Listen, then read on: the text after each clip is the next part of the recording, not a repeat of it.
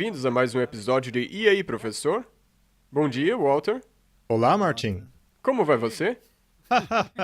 Você faz sempre a Toda mesma vez. pergunta. Já 66 vezes. Este número não soa bem. É. Então vamos pedir de novo que o Espírito Santo nos ajude. Nosso Pai Celeste, muito obrigado por nos reunir mais uma vez. Pedimos mais uma vez que Tu nos abençoes e que o Espírito Santo ilumine nossas mentes e a mente daqueles que nos assistem e que o Espírito Santo guie nossa discussão. Em Amém. nome de Jesus, amém. Martin, hoje nós vamos voltar na história. Sim, Há muitas perguntas sobre qual é o primeiro dia da semana, também sobre o arrebatamento, esse tipo de coisa. Também sobre a marca da besta, você sabe. eu creio que existe um mal-entendido porque muitas pessoas não conhecem a história. Temos que saber a história. Porque uma vez que olhamos para a história, então você obtém uma imagem de onde estamos hoje. Sim. E a história nos mostra que questões eram essas. Nós já fizemos um episódio sobre coerção. Correto? E é interessante para mim que, ao analisarmos a questão da coerção ao longo da história, percebemos que é possível usá-la como uma ferramenta a fim de determinar a vontade de Deus ou não. Com certeza, sim. E eu creio que muitas dessas ideias erradas, mal entendidas, como eu disse antes, desaparecerão uma vez que você entende de onde tudo está vindo. Sim. Precisamos pesquisar um pouco mais a história agora.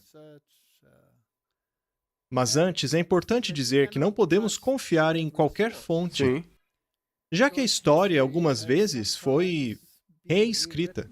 correto? E isso é muito importante. Então, é necessário saber os dois lados da história antes de confiarmos em uma fonte. Especialmente neste ambiente religioso. Sim, considerando-se que houve perseguição, discriminação de certos grupos, etc. Portanto, precisamos ser bastante cuidadosos com as fontes em que confiamos. Correto. O assunto de hoje é preterismo, futurismo, dispensacionalismo, anticristo e a marca da besta. Falaremos sobre tudo isso hoje. Comecemos com o catolicismo conservador. Sim, direto da fonte. Direto da fonte. Vamos ver o que eles têm a dizer. Mas o catolicismo conservador pende para o Vaticano I, o Conselho de Trento. Seja lá quais foram as decisões tomadas no Conselho de Trento, estas ainda são ex-cátedra. São consideradas infalíveis. E qualquer coisa que não se encaixe nesta mentalidade é imediatamente contrária a ela. Mas talvez não seja. Pois o que não é ex-cátedra pode ser qualquer coisa. O Dr. Taylor Marshall tem este canal no YouTube, em que ele defende a ideologia do Conselho de Trento. Ele é extremamente contrário a esta abertura dos papas do Vaticano II. E precisamos nos aprofundar neste assunto. Isso com certeza culminará naquelas palestras que nós faremos sobre este assunto, essas discussões. Exato. E também importante para pessoas não católicas, de outras denominações cristãs, que ouçam o que ele diz, porque tem muitas coisas históricas que ele diz nesse vídeo que pode concernir a eles. Exato. Ele vai falar sobre o templo, o anticristo, as opiniões de Jerônimo, Agostinho. Dos pais da Igreja Católica. Isso, João Crisóstomo, Teodoreto, Teofilácio e talvez também do Gregório o Grande. O segundo ponto é sobre o significado do templo. Também falará sobre o anticristo, se ele está em algum templo em Jerusalém. São João de Damasco e Santo Robert Bellarmine tinham essa opinião. Ele também fala sobre Tessalonicenses, sobre sentar-se no templo de Deus. Muito bem. É interessante vermos o que ele diz do ponto de vista católico conservador.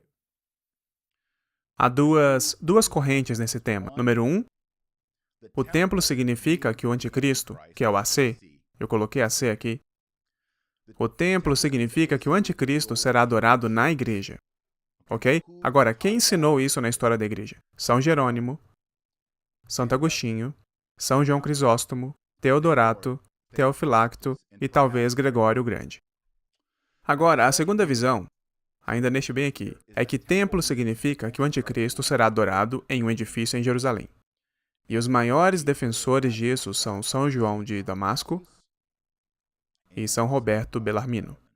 Lembre-se de que São Roberto Bellarmino está escrevendo contra os protestantes. E todos os protestantes, Martinho Lutero, João Calvino, John Knox, Cranmer, todos eles acreditavam que o Papa, em Roma, era o anticristo. Então Roberto Bellarmino quer mostrar que não, os papas não são o anticristo. Ele tem uma seção inteira, ou melhor, vários capítulos, Roberto Bellarmino, nesse assunto, mostrando que, em contraste com Lutero e Calvino, não, o anticristo não deveria estar em Roma, mas sim em Jerusalém.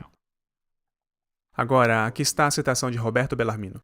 Ele diz, São João de Damasco diz, no templo, não o nosso, mas o templo judeu. Esse é João de Damasco falando.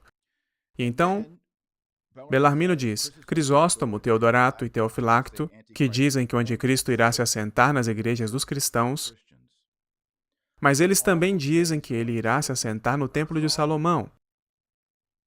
Certo? Bem, eu, na verdade, me alinho com São João Crisóstomo aqui.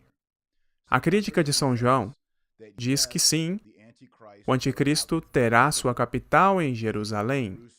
Por que sabemos disso? Porque todos os pais da igreja dizem que o anticristo final, será judeu. Ele irá impor a circuncisão e a guarda do sábado no 7º dia. Isso tudo emerge através dos pais da igreja. Nós também sabemos, pelo livro de Apocalipse, que o anticristo irá matar as duas testemunhas, que a tradição identifica como sendo Enoque e Elias. Ele os mata em Jerusalém. Então parece que a atividade do anticristo ocorre dentro de Jerusalém. Ainda assim, Crisóstomo, Teodorato e Teofilacto dizem que o anticristo irá se assentar nas igrejas cristãs e no templo de Salomão. E se você pensar a respeito disso, isso faz sentido. Se o anticristo irá se ele deseja ser adorado por todos e aceito por todos, isso significa que caso sua capital fosse em Jerusalém, isso significa que mesmo que os supostos cristãos, ou seja, os cristãos que esfriaram e passaram para o lado do anticristo, eles também reconhecerão e adorarão o anticristo, de alguma maneira. É disso que se trata todo o ponto da marca da besta. São João Crisóstomo diz que o anticristo irá ordenar que lhe adorem como se fosse Deus e que o coloquem no templo, não apenas em Jerusalém, mas até mesmo nas igrejas. Certo? Então São João Crisóstomo diz que não é apenas um ou outro, não é o primeiro ou o segundo. Na verdade, são as duas coisas. Isso é o quão persuasivo o anticristo será no fim do mundo. Bem, ele falou um bocado, mas basicamente ele fala a respeito daquilo que os pais da Igreja Católica Romana ensinaram. Sim. Ele mencionou o cardeal Bellarmine, que sabemos era jesuíta, que foi um pouco embelezado em seus escritos e quis se certificar de que o ponto de vista protestante fosse descartado. Sim. Afinal, você não quer que o Papa seja um anticristo, não é? Correto. Ele classificou os tempos de Daniel como tempos literais, o que é interessante, pois isso mostra que eles admitem que Daniel estava falando sobre o anticristo. Sim. Não é mesmo? E é também interessante que eles aplicam isto a um futuro anticristo que ainda virá, o que descarta o Papa como anticristo. Há muita confusão aí. Portanto, precisamos estudar isso com bastante cuidado. Sim, porque muito do mundo cristão de hoje ensina essas mesmas coisas. Basicamente todos. Eles ficam bastante confusos. Alguns dos conservadores acreditam no preterismo, mas já vamos falar sobre isso. Então, precisamos compreender de onde vem isso. Por que há tanta confusão? E por que o mundo tem que acreditar no que esse pessoal está dizendo? Pois nesse caso, eles o isentam. Sim, do verdadeiro anticristo. O sistema católico romano. É. Se formos a Daniel, capítulo 7, o capítulo que fala sobre o chifre pequeno, lemos a respeito do poder deste chifre pequeno.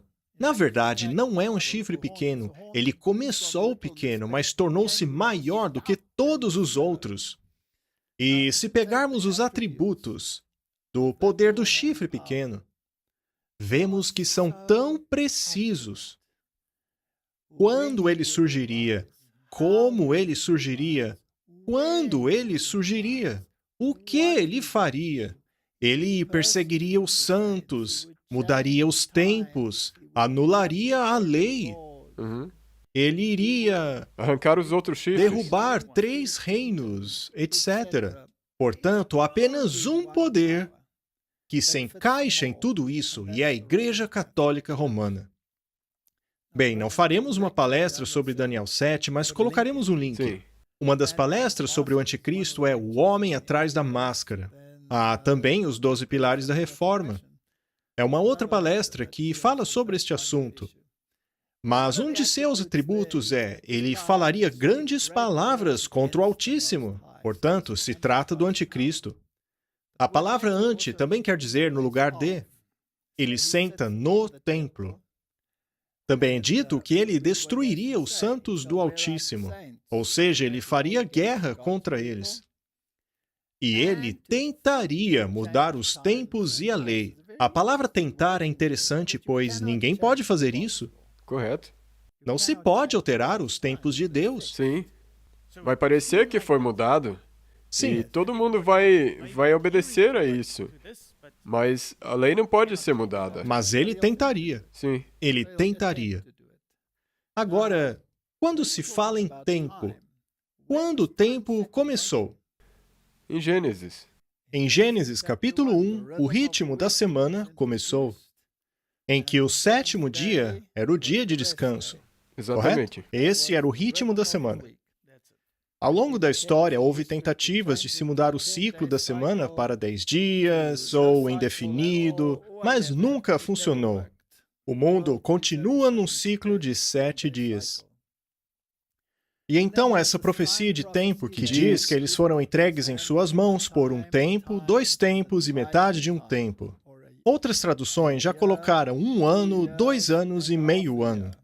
É assim que muitas Bíblias foram traduzidas. Os protestantes usavam o princípio do dia-ano. Portanto, de acordo com o tempo profético, 1 ano no calendário hebraico, que tinha 360 dias, portanto, 360 vezes 3,5 dá 1.260. Ou seja, 1.260 anos em que o poder papal governou como uma entidade política. Pois chifre na Bíblia é um poder político. Seria então o Papa o chifre pequeno? Sim. Sim. Pois quando Vigílio assumiu o trono papal em 538 d.C., ele assumiu um poder secular, uma vez que os 3 poderes opositores já haviam sido derrotados, Sim. conforme profetizado pela Bíblia. E então ele prossegue como poder político até 1798, o que dá exatamente 1.260 anos. E então o papado recebe o seu ferimento mortal, que foi a remoção do seu poder secular. Não. A Bíblia, no entanto, diz que esse poder seria restaurado, a ferida seria curada, e o mundo todo se maravilharia após ele. E isso começou a acontecer em 1929. O ano em que o Estado do Vaticano foi formado, fazendo do papado um poder político, o que o classificou mais uma vez como uma besta. Correto. Isto é a história. Agora, é claro que esta história não é mencionada no vídeo que acabamos de assistir, não é mesmo? Correto. Ao consultarmos algumas fontes sobre história, por exemplo, Cristo e Anticristo na Profecia e História de Edwin de Kock, diz assim: a elevação episcopal lançou o fundamento indispensável para o desenvolvimento do papado. O segundo ponto que o favoreceu foi o fato de que o Papa começou sua carreira como bispo de Roma, na capital do Império. A capital havia se mudado para Constantinopla, No Oriente. o que acabou deixando um vácuo, que acabou permitindo o controle e a tomada por parte das tribos germânicas. E foi somente após a remoção de 3 dessas tribos que o papado teve condições de se apoderar deste poder. Não há evidência de que no tempo de Priscila, ou pelos próximos 8 anos, houvesse qualquer presença de um bispo em Roma. Na lista de pontífices de Paul Johnson, é lido que o suposto sucessor de Pedro, Linus, de 67 a 76, foi provavelmente um personagem histórico, mas não tecnicamente um bispo. Apenas o 10º, Pio I, de 140 a 55, depois de Cristo, é designado como tal. Ainda assim, para aqueles que insistem que a cidade eterna precisava ter um pontífice desde o começo da religião cristã, sugerimos que o nome dela seja Papa Priscila. Ele está sendo sarcástico. Porque essa Priscila foi a que Paulo mencionou na Bíblia. Correto. Já que não havia menção alguma sobre o que ocorria lá. Portanto, é um fato histórico de que o papado assumiu o poder político e secular apenas em 538 d.C. Isto seria muito anterior. E também, quando o papado diz que o primeiro papa foi Pedro, isso Correto? aí nega isso também. A história Certamente. nega isso. E é interessante o fato de que o imperador ainda reinava lá de Roma, até o tempo de Constantinopla. E tem muitas pessoas em outras denominações cristãs que também dizem que Jesus deu o poder da igreja a Pedro. Por aquela declaração na parte que ele disse, sobre esta rocha edificarei minha igreja. Nós já mostramos que esse não é o caso. Não era ele a rocha. Correto? Agora vamos dar uma olhada na história de como o papado assumiu os poderes que ele alega ter, uma vez que tais poderes não aparecem na Bíblia. Segundo ela, nenhum deles tinha esse poder, Não. nem mesmo Pedro. Ninguém, nenhum dos discípulos. Então, como ele migrou de uma liderança servil, demonstrada por Cristo, para uma governante? Como migrou de um ministro para um sacerdote? Uma vez que um sacerdote é alguém que traz um sacrifício, e um ministro é alguém que ministra a palavra. Esta, portanto, é uma questão muito interessante. Bem, o sacerdócio de Arão, que foi um sacerdócio sacrificial, uma vez que ele sacrificava animais, havia terminado. Como então se tornou um sacerdócio de novo? Você precisa de um sacrifício e um altar. Foi então que o catolicismo romano inventou um altar, dizendo que a Santa Ceia do Senhor é uma encenação literal do que aconteceu lá na cruz. Eles, portanto, se tornaram sacerdotes. E como sacerdotes, eles assumiram um poder que não foi dado pela Bíblia. Aqui está um pouquinho de história. O primeiro a plantar a primeira sementinha foi Ignácio de Antioquia.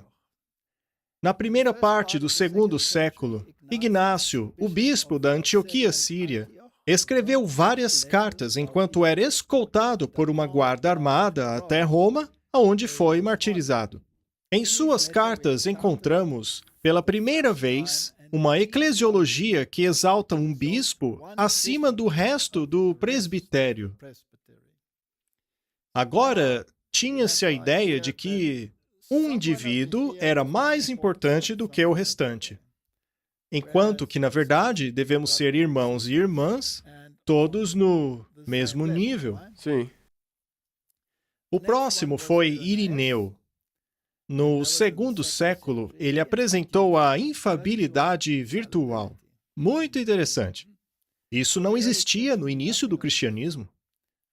Roma baseia a sucessão apostólica em Irineu.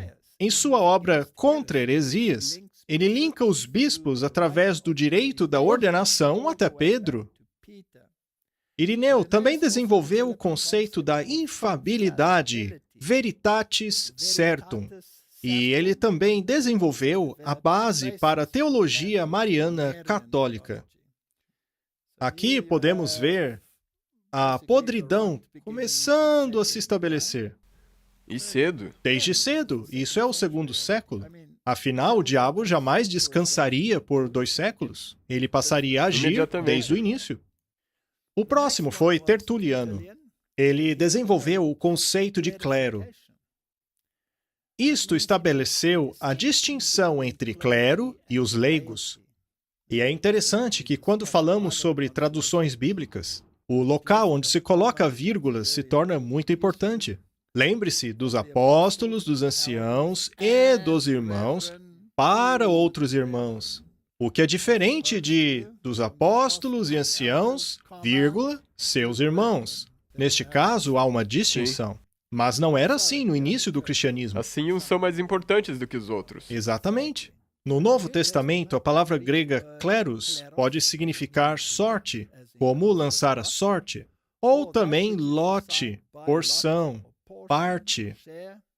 Paulo escreveu que Deus capacitou os cristãos a dividirem a sua herança, clerou, dos santos na luz. Os cristãos são herdeiros, cleronomoi, de acordo com a promessa.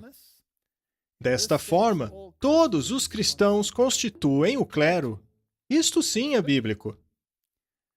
Os versos estão ali em Atos 15, 23. E eles escreveram cartas a eles da seguinte maneira: os apóstolos e os anciãos e os irmãos, para os outros irmãos que estavam entre os gentios na Antioquia, Síria e Sicília. No entanto, as versões modernas dizem apóstolos, anciãos, vírgula, seus irmãos. Esta, portanto, é uma distorção intencional, a fim de endossar a filosofia de Roma. Sim. Foi Tertuliano que começou com isso.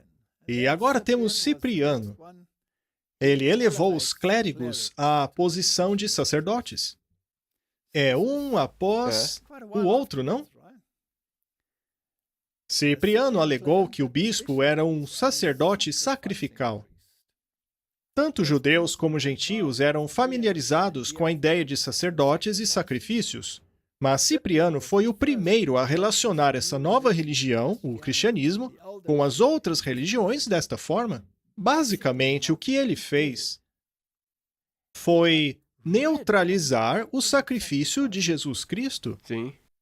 Ele o transformou mais uma vez em um tipo. A doutrina do início do cristianismo, na qual todos os crentes eram sacerdotes, foi deixada de lado, quase no esquecimento. Em Cipriano, encontramos a semente da divisão do sacramento em 2. Ou seja, eles te davam apenas a hoste e não o vinho. A Reforma Protestante considerava isso um grande problema. Primeiramente, na Eucaristia, o sacrifício de ação de graças, e a missa, um novo desenvolvimento. Com isso, o bispo tornava-se um sacerdote sacrificial através de um sacrifício sem sangue, que para eles era um sacrifício real. Foi assim que começou. E uma vez que tinha-se o fundamento, você agora poderia mandar, uma vez que era superior ao Sim, resto. acima do resto. Vamos agora ver a origem da guarda do domingo ao longo da história. Já dissemos aqui muitas vezes, a marca da besta só pode ser definida pela própria besta. Correto.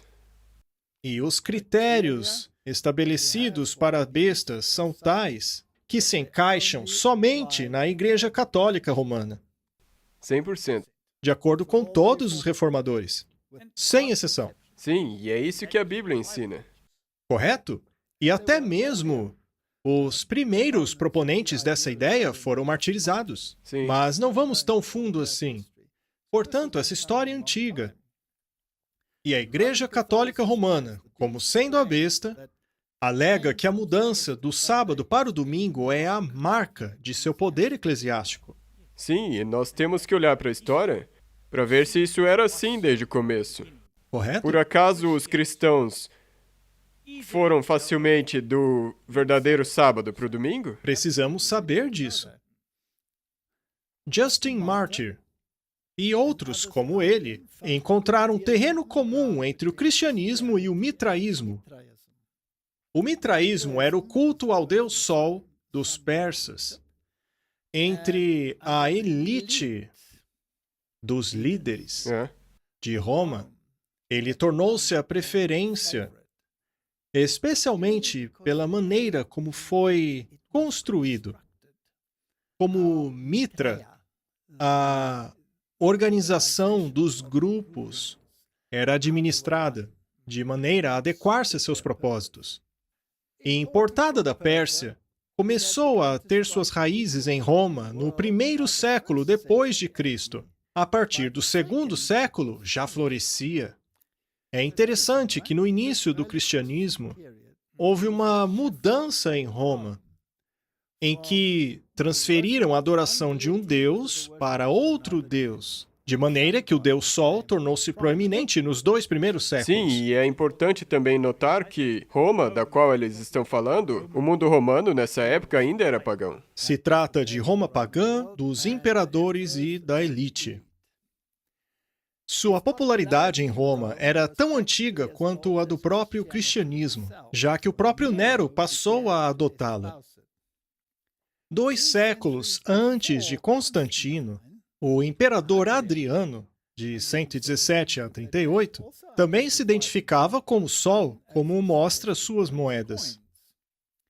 Na verdade, muitas de nossas práticas atuais vêm do mitraísmo. Em 25 de dezembro, comemorava-se o nascimento de Mitra, e o primeiro dia da semana, dedicado ao Sol, era o seu dia santo, em oposição ao sábado judeu. Perceba que isso é história pura. Foi necessário transferir a ênfase da crucificação para a ressurreição, que era sempre celebrada no domingo. E, de acordo com Frank Yost, essa mudança ocorreu com o Papa Sisto I, de 115 a 25, que foi o bispo ou papa da cidade capital. Portanto, podemos ver que estes bispos ainda não eram chamados de papa, mas eles estavam tentando ganhar status ao alinharem-se à hierarquia romana. Sim. Vamos continuar a estudar a história. Essa, porém, não era uma celebração semanal, ocorrida sempre após o sábado, como era antigamente e como é hoje. Não, ela era anual. Perceba que a mudança aconteceu com o sábado anual. Ou melhor, um domingo anual. E se trouxermos isso aos dias modernos? Nós também, por acaso, não estamos vendo isso acontecer de É novo? claro, eles não estão falando sobre domingos anuais? Sim, pela terra. Sim. E a ideia é tornar cada vez mais frequente. Sim. Veja a lei da Polônia, por exemplo. No começo era apenas uma vez por mês. Depois 2 por mês. Depois toda semana. Sim, e no fim deste ano agora, eu não lembro exatamente quando, mas fizemos um episódio sobre isso. Terá que Todo. ser todos os domingos. Todo domingo. Se trata da mesma estratégia utilizada naquela época. É interessante. Existe até uma expressão que diz a história se repete. Sim. Eu uma vez tive um gato e um cachorro. E o gato sempre dormia em cima do cachorro. Sim, aham. Mas quando o cachorro envelheceu, ficou velho, com dores e não gostava mais do gato dormindo sobre ele. Então, quando o gato se aproximava, o cachorro... "Rar". O gato, então, ia bem devagar uma pata, outra pata. Finalmente, ela já estava em cima do cachorro. É assim É que assim que as funciona. coisas funcionam. A guarda do domingo semanalmente surgiu a partir dessa prática. Anthony Wilhelm, um escritor católico moderno, coloca desta maneira: cada domingo é uma pequena Páscoa. Então, o domingo anual tornou-se um domingo semanal. Mas como aconteceu? No segundo século, os pagãos romanos mudaram seu calendário semanal de 7 dias.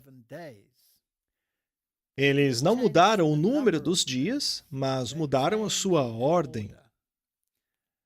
Até aquele ponto, a sua tradicional divindade solar, que era Apolo, não havia se tornado ainda o chefe dos deuses.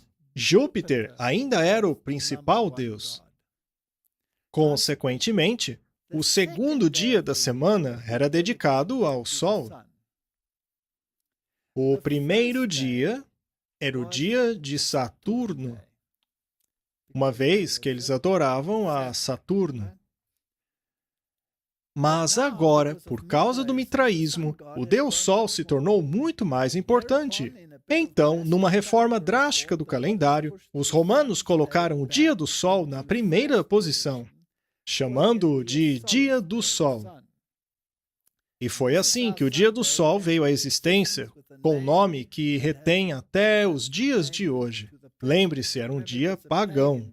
Sim, e é por isso que eu só quero deixar as coisas claras aqui. Quando eles falam aqui que o primeiro dia era o Saturday, o dia de Saturno, isso é na semana romana. Não confunda com a semana bíblica. Não confunda com o sábado bíblico. Isso é história pagã. Então, o domingo, o dia do sol, tornou-se um dia romano de importante significado. Figuras nos muros de Pompeia e Herculano, enterrados e preservados pela lava e poeira vulcânica do Vesúvio em 79 d.C., mostra claramente o dia do sol como o segundo dia do calendário. Isso é história. Sim. É muito interessante. E foi assim que o domingo chegou ao mundo pagão. Uhum. Então, pouco tempo depois, vários santuários de Mitra, o Deus Sol, mostram o domingo como sendo o primeiro dia da semana. E isso mostra a mudança. Sim, então eles deslocaram. O que eles fizeram é que eles pegaram o calendário pagão deles, agora uma semana, que agora era igual à semana bíblica. Mas eles celebravam o primeiro dia, e não o sétimo, como na Bíblia. Sim, era um hábito dos pagãos. Esta semana, no calendário semanal dos romanos, poderia ser usada para unir os pagãos e os cristãos, uma vez que a celebração de ambas ocorria no primeiro dia. Os mitraítas guardavam cada domingo, e os cristãos romanos, é importante frisar que eram os cristãos romanos, veremos por que mais tarde, celebravam a Páscoa neste domingo uma vez por ano. Em breve, alguns eventos fariam com que eles fizessem um ajuste ainda mais drástico. E é sobre isso que falaremos agora. Em 135 d.C., com a conclusão daquela guerra, a Segunda Revolta Judaica, na qual muitos romanos pereceram, o furioso imperador Adriano promulgou um decreto que criminalizava a adoração judaica, em especial a guarda do sábado.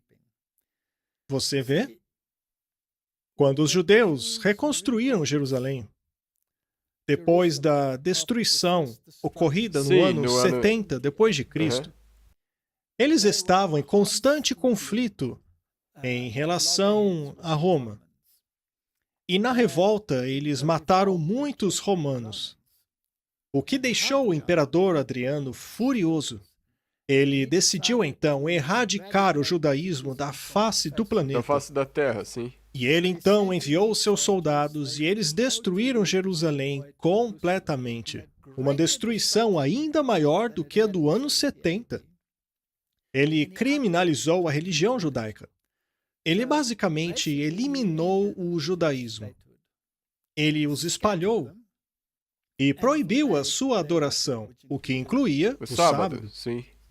Portanto, foi feito um édito contra o sábado. Ninguém podia guardá-lo, o que era um problema para os primeiros cristãos. Sim. O que fazer agora, pois eles guardavam o sábado? Eles comemoravam a Páscoa anualmente em Roma, mas agora eles tinham que encarar a força do Estado. Criou-se, portanto, uma pressão muito grande a guardarem o domingo. Sim, porque do contrário você seria perseguido. O bispo de Roma, portanto, que queria manter a sua posição de influência, teve uma ideia. Ora, por que não mudamos para o domingo? Afinal, celebramos um domingo anual. Vamos celebrar a ressurreição e dizer ao imperador que acatamos o dia do sol, o venerável dia do sol. Em Roma, portanto, houve essa mudança e mais tarde, em Alexandria, acabaram mudando também. É. Mas o resto do mundo cristão continuou guardando o sábado, Sim, eles se mantiveram firmes. a guardar o sétimo dia. Esta foi a primeira lei anti-sábado que a igreja teve que enfrentar. Naquele tempo, os crentes geralmente ainda observavam o sétimo dia de acordo com um dos 10 mandamentos, ou seja, o quarto. Mas, ao invés de resistirem ao teste, o Papa tomou uma medida radical. Ele mudou o dia de adoração para o dia do sol ao estender as celebrações da Páscoa de frequência semanal. Foi assim que aconteceu. E desde então, essa guerra tem sido travada. Sim. Sabemos que a igreja no leste guardava o sábado. Sabemos que os tomazitas, até a época dos jesuítas, depois da reforma, ainda guardavam o sétimo dia da semana. E onde que eles estavam? Estavam na Índia, pois, de acordo com eles, o apóstolo Tomé levou o evangelho até eles, eles guardavam o sábado. Mas havia outros grupos ainda. Os valdenses guardavam o sábado, bem na Idade Média. Os albigenses também guardavam o sábado, em meio à Idade das Trevas. E há evidências de que os 3 inimigos do Papa, É. Érulos, visigodos e ostrogodos, também guardavam o sábado, apesar de não termos essa história. Não. Pois após a sua destruição, restou apenas a versão da Igreja Católica. Portanto, foi assim que começou a guarda do primeiro dia da semana em Roma. É sem dúvida que a precedência e a racionalização tiveram um papel importante. O Estado já havia mostrado sua habilidade de mudar o calendário semanal. Se os pagãos romanos poderiam mudar o dia do sol do segundo dia para o primeiro, então com certeza os cristãos romanos poderiam mudar o dia do Senhor do sétimo para o primeiro. Era a solução dos problemas. O fim da perseguição do Estado. É. Desta maneira, a vontade do Papa, e não das Escrituras, tornou-se a base principal para determinar aquilo que os fiéis deveriam crer. Portanto, apenas um século depois da crucificação, os pontífices apostataram, abandonaram a ideia de que a Bíblia era a autoridade suprema da fé e da doutrina. Mas é claro que alguns crentes em Roma não podiam aceitar que uma mudança tão drástica acontecesse apenas porque a liderança religiosa queria. Portanto, para justificar teologicamente a adoração no dia do sol, os cristãos apelaram para a semana da criação de Deus. Que interessante. E agora eles justificam. Racionalizar. Tentam racionalizar. Uma vez que a criação da luz no primeiro dia parecia ser a justificativa perfeita para a observação do dia do sol. Acontece que isso é ridículo, pois não havia sol no primeiro dia. Ele foi criado apenas no quarto. Correto. Mas enfim, foi apenas para justificar. Martin, será que há argumentos semelhantes hoje? Sim, 100%. São argumentos que parecem estar guardados há muito tempo. É. Trazidos de quase 2.000 anos atrás. E eles querem que você engula isso. Engula. Aceite. Pense como nós. Maravilhe-se após nós. E então, a decisão final de se tornar o domingo como dia sagrado regular foi quando Telésforos encabeçou a igreja em Roma. Ele morreu 1 ano após o Édito de Adriano. Seu sucessor foi Higino, de 136 a 49. Tudo havia mudado já nos primeiros 100 anos. João, o último dos 12, tinha acabado de morrer e isso já estava Já acontecendo. aconteceu. Continuemos a nossa saga histórica. O novo dia de adoração foi firmemente defendido no tempo de Pio I, de 140 a 155 depois de Cristo. Sabe, Martin, eu não gosto da conotação moderna antes da Era Comum e depois da Era Comum. Vamos ficar com a antiga e fazer de Jesus o centro. Em sua apologia, Justin Martyr, um contemporâneo de Pio I, deu a primeira justificativa à observância do domingo. E o que foi que ele escreveu? O domingo, o dia do sol, é o dia no qual todos nós nos congregamos. Porque foi o primeiro dia no qual Deus, tendo promovido uma mudança nas trevas e na matéria, criou o mundo. E foi no mesmo dia que Jesus, o nosso Salvador, ressuscitou dos mortos. Tem alguma coisa bíblica aí? Não, É um argumento usado hoje em dia? 100%. E A segunda parte, pelo menos. também é importante notar que Justino Mártir era um cristão. Ele deveria ser um verdadeiro cristão. Mas será que Deus disse, descanse no primeiro dia, porque eu criei a luz no primeiro dia? Ou ele descansou no sétimo dia? Ele descansou no 7º dia. É isso mesmo. A sua apologia foi direcionada ao imperador Antonino Pio, que governou entre 150 depois de Cristo. Ele escreveu o dia do sol, ao invés do termo usado no Novo Testamento, o primeiro dia da semana. Isto, é claro, foi intencional. Ele escreveu assim para causar uma boa impressão ao imperador em relação aos cristãos. Portanto, essa bajulação ao Estado já ocorria naquela época. Você não disse no episódio passado que bajulação faz parte da coerção? Sim, e foi Jesus que disse, dê a César o que é de César, mas a Deus o que é de Deus. Meu reino não é deste mundo. Portanto, esta foi a transigência que levou à Idade das Trevas. E você acha que nós vamos ter esse mesmo tipo de meio termo agora no fim dos tempos? É claro que sim.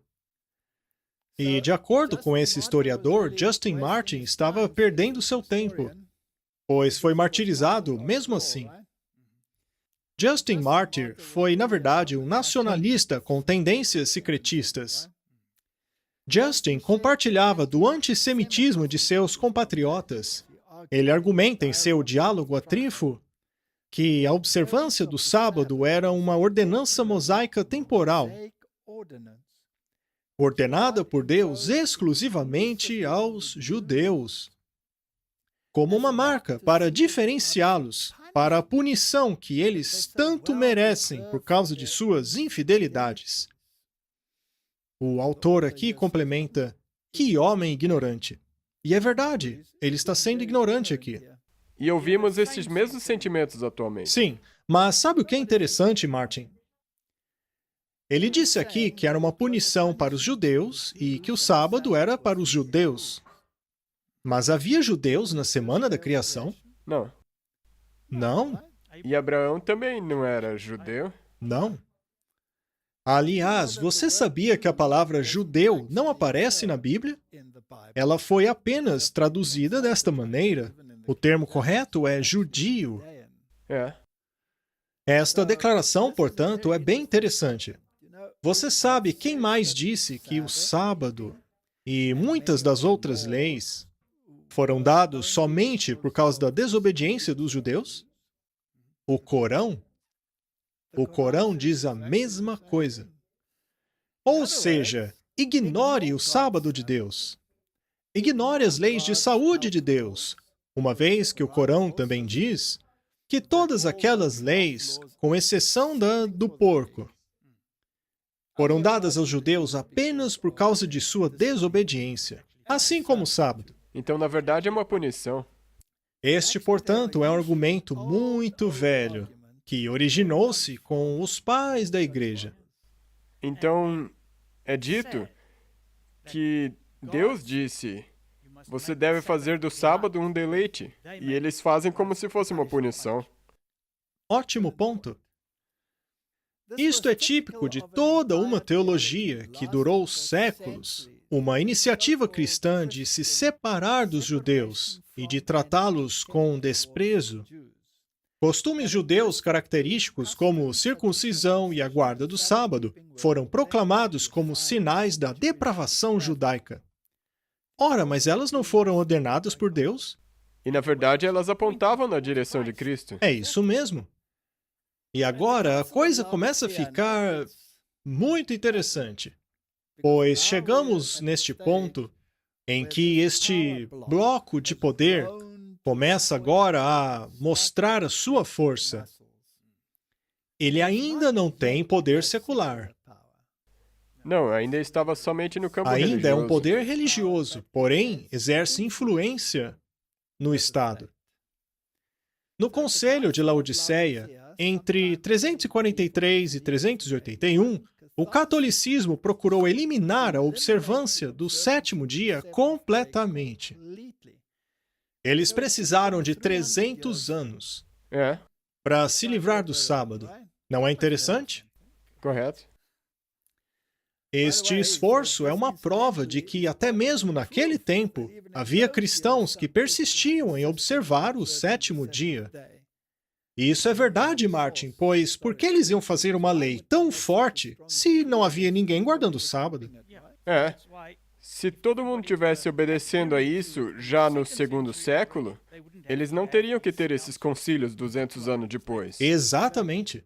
Mas o que é interessante é que o decreto é contra o sábado. Martin, será que coisas parecidas estão ocorrendo no dia de hoje? Sim, Estão dando preferência a um dia? com certeza. E eles causariam agitação caso não houvesse oposição? Exatamente. Não, não estaria. Não teria porquê. Em 135 d.C., o Papa intencionalmente separou a sua igreja dos judeus. Não somente dos judeus, mas da Oliveira de Israel. Ou seja, ele disse, não temos nada a ver com a história dos judeus.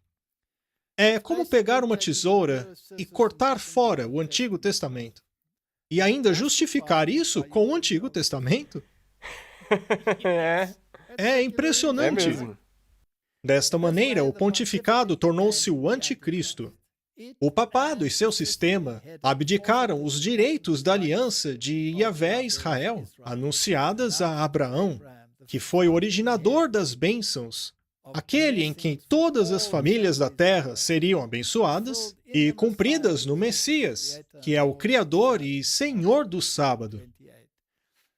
Este é o clímax da catástrofe, de como tudo isso se desenrolou. E o fato de que tudo aconteceu assim como o meu gato montava no meu cachorro, devagarinho, passo a passo, isso revela que havia uma guerra. E é interessante o que você mencionou antes, que atualmente nós vemos a mesma coisa acontecendo com um dia. E seria uma coincidência que esse dia é o mesmo dia, o primeiro dia da semana? Que eles vagarosamente estão... E como que foi? Ele foi progredindo até que se tornou lei. E precisamos estudar essa lei muito cautelosamente para vermos aonde ela vai dar.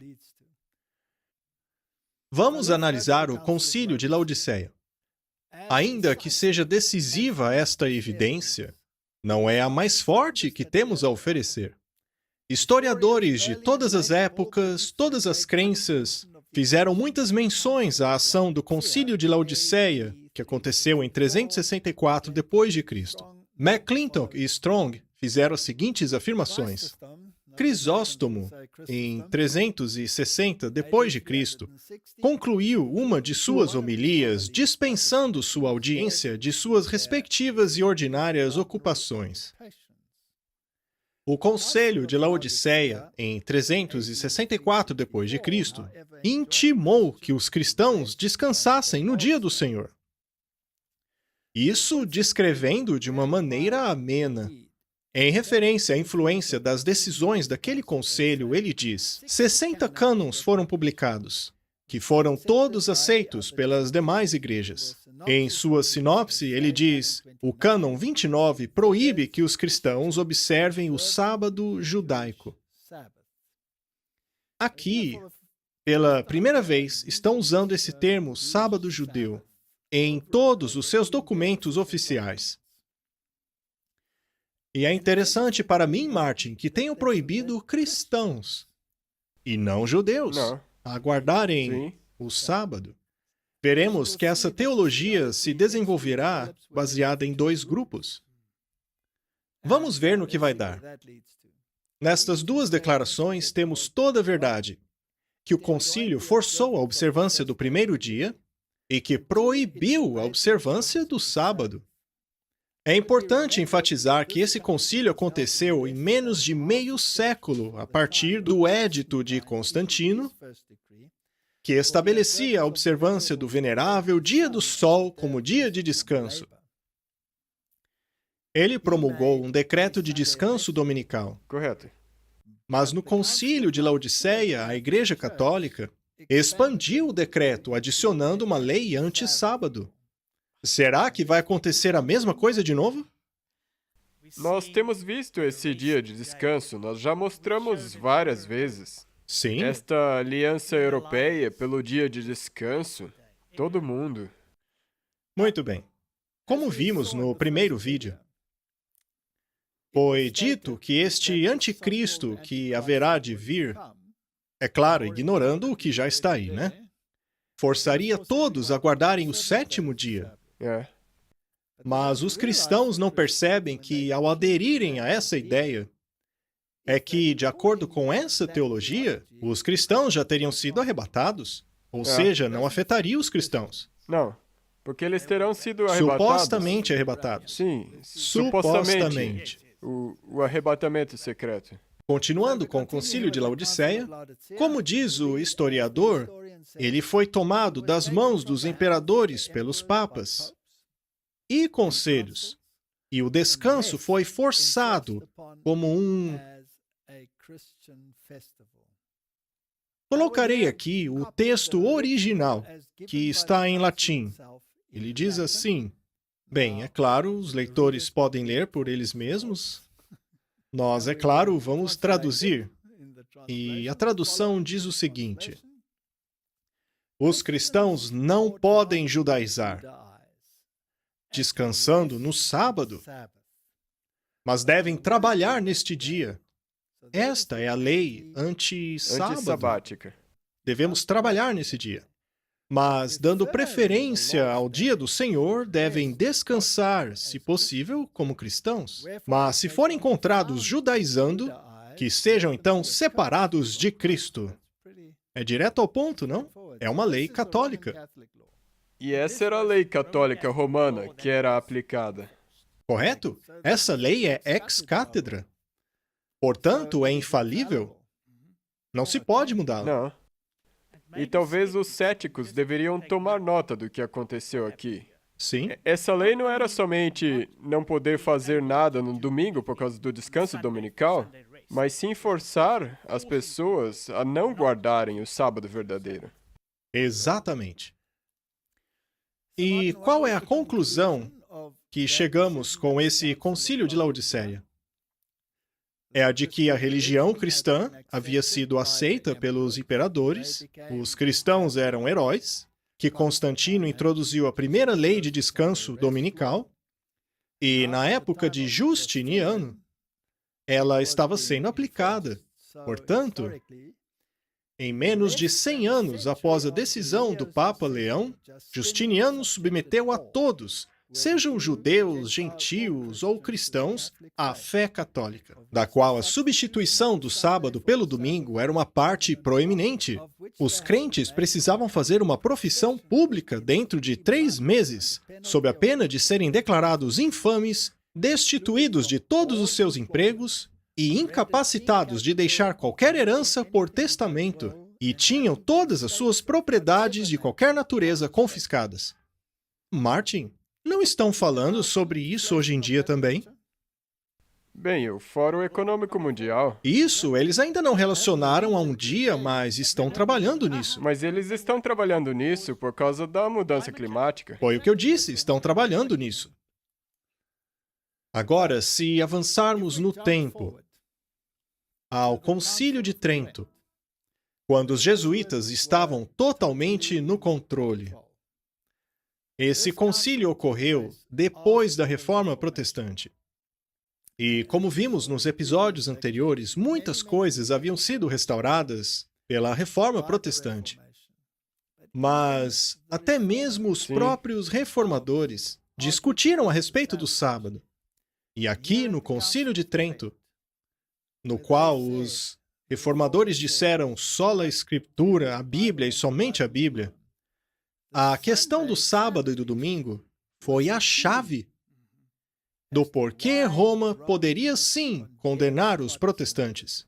O arcebispo de Régio entrou neste conselho, dizendo: vocês, protestantes, dizem sola Escritura, mas guardam o domingo, que é uma lei da Igreja Católica Romana.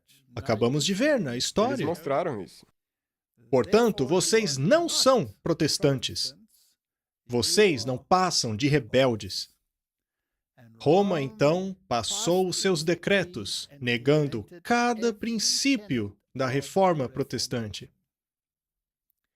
E ao irmos mais adiante, no Vaticano II, sobre o qual falaremos nos próximos episódios que faremos, veremos que eles não mudaram nem um único decreto do Concílio de Trento. Sim. Não podem.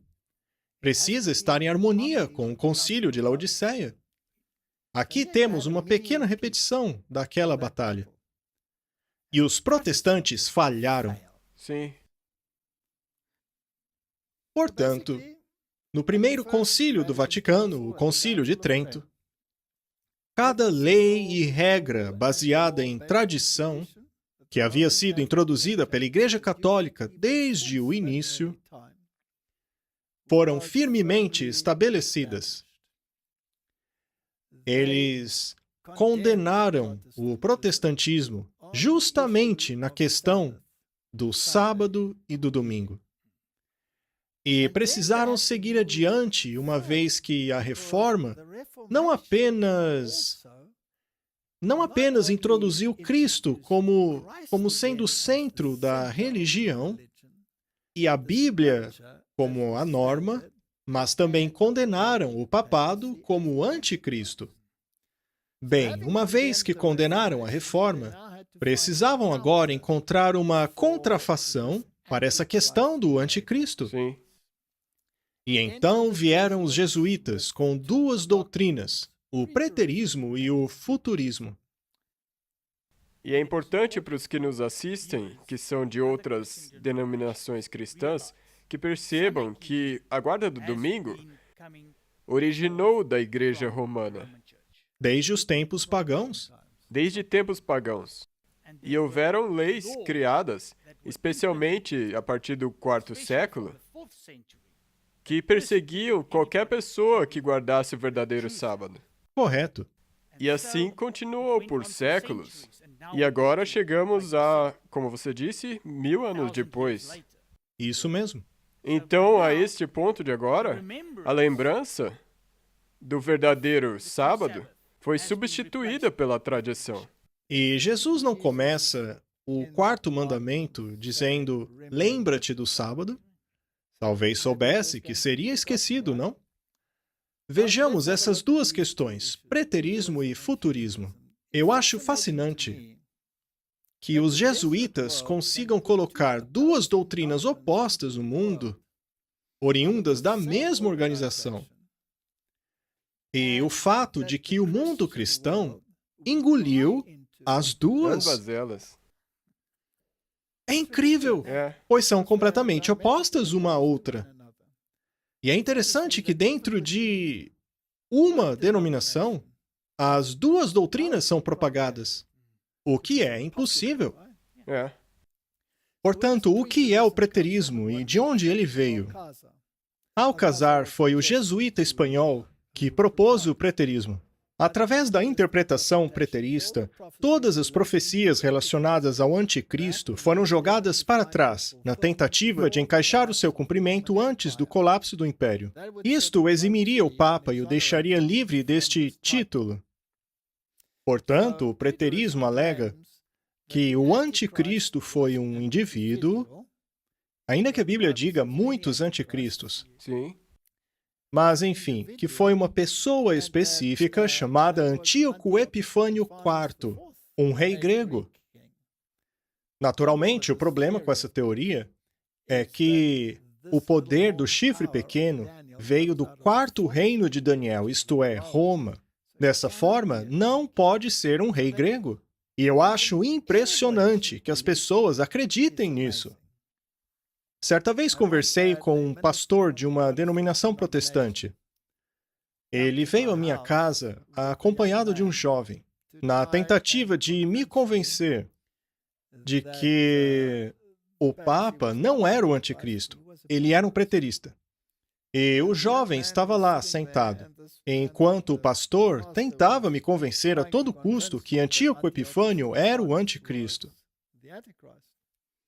E então eu peguei a Bíblia, fomos a Daniel capítulo 7, mostrei a ele os reinos, e a Bíblia deixa muito claro que após o Império Grego vem o Império Romano, e que deste poder veio então o remanescente dele, ou seja, o poder do chifre pequeno.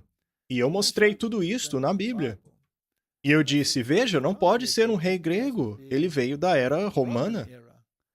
E esse pastor ficou tão frustrado que ele tapou os ouvidos daquele jovem e saiu da minha casa.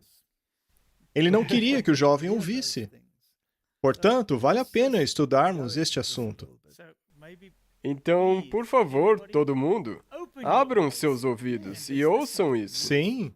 Alcazar, um jesuíta espanhol, seguindo o conselho de Victorinos, parece ter sido o primeiro, em 1614 d.C., a sugerir que as profecias apocalípticas não se estenderam além da derrubada do paganismo por Constantino.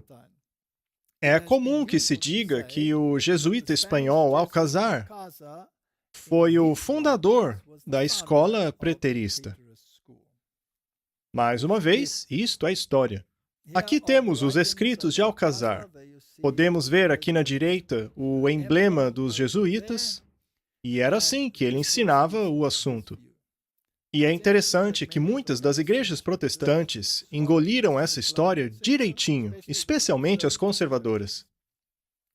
Muitos dos calvinistas, por exemplo, aceitaram o preterismo, ensinando-o em seus seminários. Aconteceu o mesmo com os luteranos. Eles também passaram a aceitar o preterismo como explicação alternativa. E uma vez que o título de anticristo não se relaciona mais ao Papa, abrimos caminho para o ecumenismo. Já o futurismo é o oposto. Ao invés de procurar o seu cumprimento no passado, de forma que não possa ser aplicado ao papado, procuramos por um cumprimento no futuro. Mas aí a igreja cristã precisa desaparecer, pois o Papa é associado ao cristianismo, Sim, não é? correto. Então, um outro jesuíta chamado Ribera pegou essas mesmas profecias e as lançou para o futuro. Ele fez isso deslocando a última semana de Daniel, sem justificação nenhuma para isso, jogando-a no futuro. Ele declarou que o anticristo apareceria depois da vinda de Cristo. Ribera publicou um comentário em 1585 que continha essas ideias. Mas se Jesus vem estabelecer o seu reino, como o anticristo pode estabelecer o seu reino depois da vinda de Jesus? Não faz sentido. Portanto, precisavam achar uma razão. E a razão é que Jesus abandonaria essa ideia, deixando o restante aqui na Terra por 1000 anos, não é? Sim, exatamente. E é aí que entra o arrebatamento secreto. O arrebatamento secreto. Toda essa ideia aí precisava ser expandida, de forma que a igreja seria arrebatada, de forma que apenas os judeus ficariam e o anticristo reinaria. Portanto, vamos dar uma olhada. Os protestantes hoje estão divididos entre os modernistas e os fundamentalistas. Os modernistas dão pouca ou nenhum estudo às profecias, enquanto que os fundamentalistas são, em sua maioria, futuristas. Dessa forma, os protestantes conservadores são preteristas. Toda essa confusão causada por duas doutrinas jesuítas. Você lança duas doutrinas totalmente opostas sobre o mundo, e para eles não importa qual você escolha, pois em nenhuma delas o Papa é o anticristo. Sim.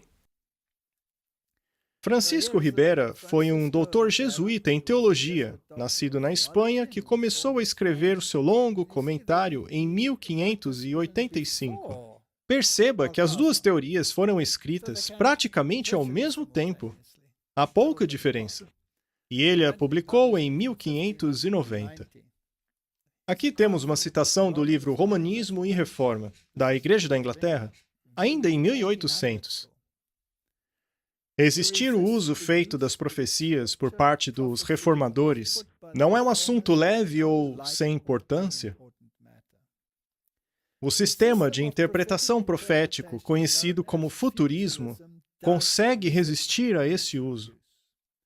Ele condena a interpretação dos reformadores. Esta é a Igreja da Inglaterra falando. Em 1800. Ela condena as visões de todos esses homens, de todos os mártires e de todos os que confessaram a Jesus Cristo por longos séculos. Ela condena os albigenses, os valdenses, os seguidores de Wycliffe, de Hus, os Lollards, os luteranos e os calvinistas. Ela os condena a todos e justamente em um ponto em que todos eles concordam. A interpretação das Escrituras que eles defenderam com suas confissões solenes e selaram com seu sangue. O futurismo acaba com o protestantismo. Correto.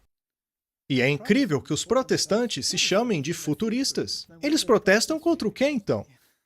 Não há nada mais a protestar, eles não são mais protestantes. Sim, e na verdade eles estão negando esse sistema do anticristo pelo qual os protestantes se posicionaram.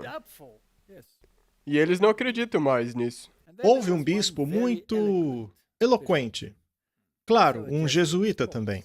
Os jesuítas sempre foram os inimigos mortais do protestantismo.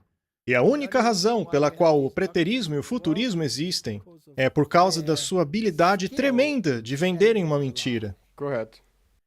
Cardeal Robert Bellarmine. Ele tornou-se até mesmo um santo por causa de suas ações.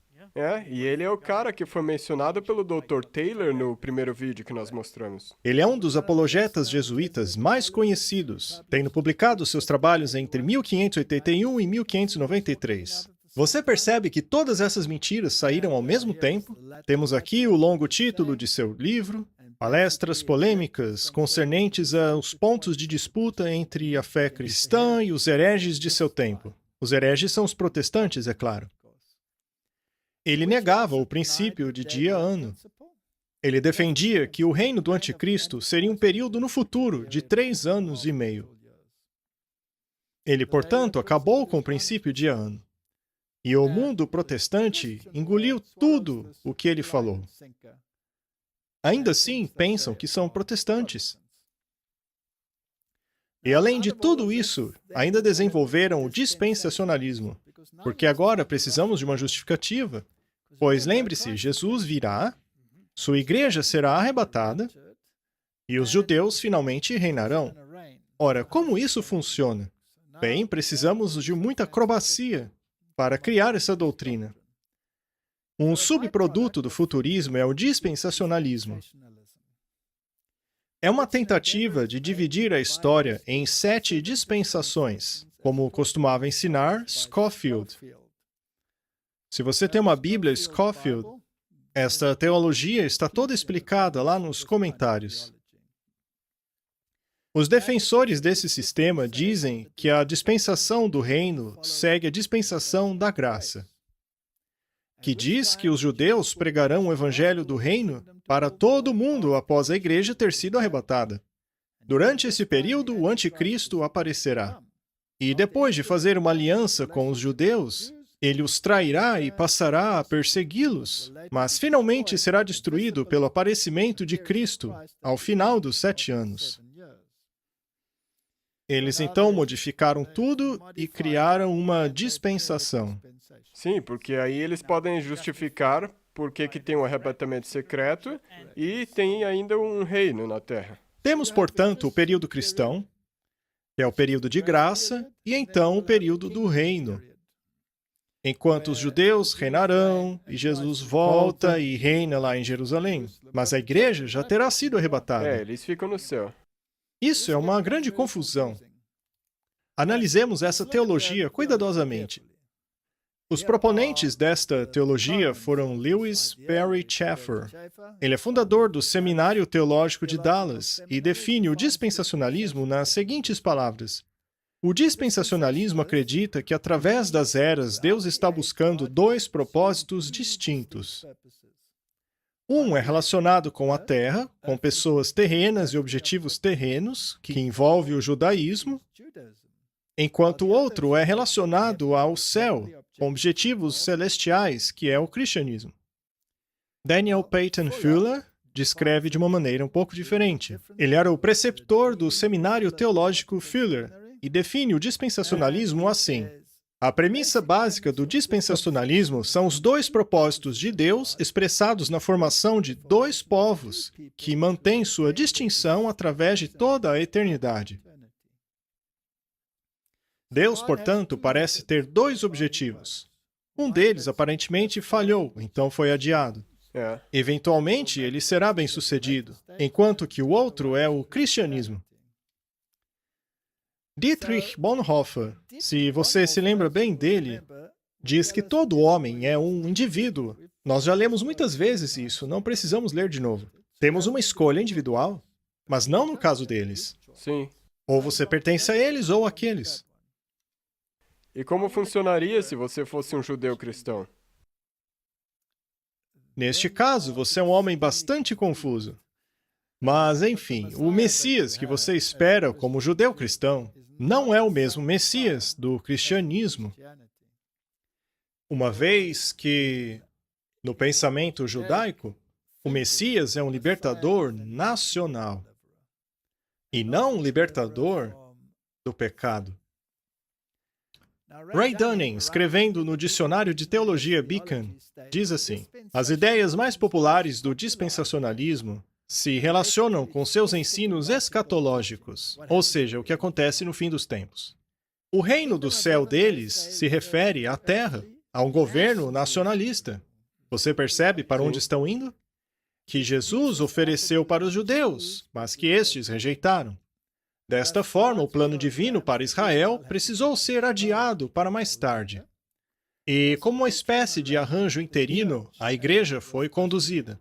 Uma outra implicação disto é o ensino dispensacionalista de um arrebatamento secreto da igreja a fim de removê-la deste planeta para que Deus possa continuar com o seu plano original de estabelecer o reino dos judeus aqui na Terra.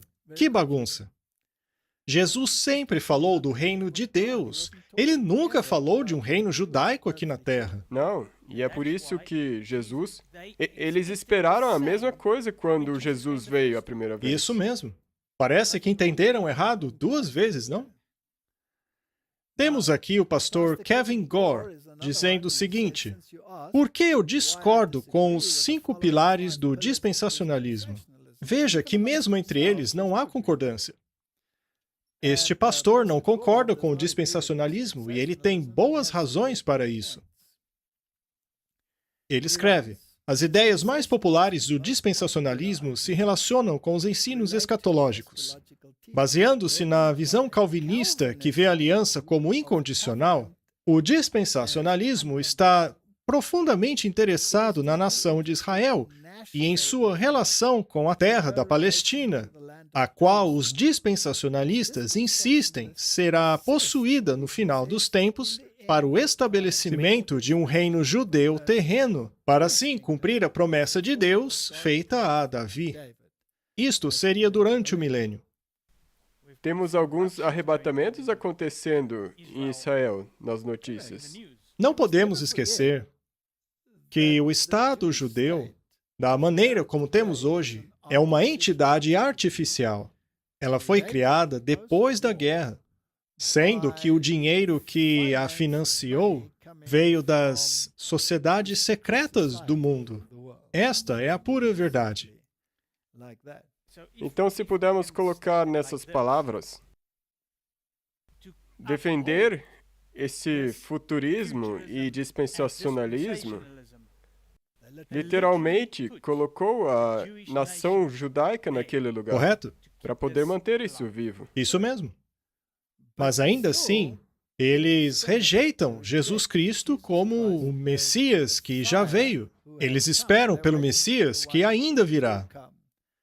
Acontece que este Messias libertará o país de Israel e não libertará a pessoa, o indivíduo, deste mal chamado pecado. O dispensacionalismo tem 5 pilares. Em primeiro lugar, ele alega fazer uma interpretação consistente e literal das Escrituras. Mas há um problema aí.